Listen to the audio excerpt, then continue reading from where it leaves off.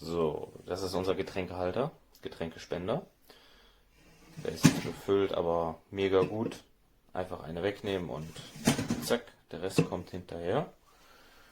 Hier hinten sind diese Dinger, die nach vorne schieben. Befüllen ist rückwärts auch einfach. Passen auch, ne? Hier so Kakaos oder so rein, aber da wegen der Pappverpackung rutschen die halt etwas schlechter nach. Ist halt eher für Dosen geeignet, aber funktioniert auch. Und ganz links, der Platz ist besonders groß für Flaschen und so. 1,5 oder 1 Liter Flaschen.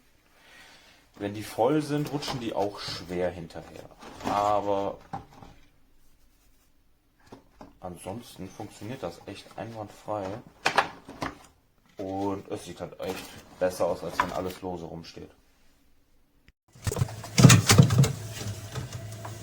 Les rails est intéressant. Regarde. Alors, il mange difficilement.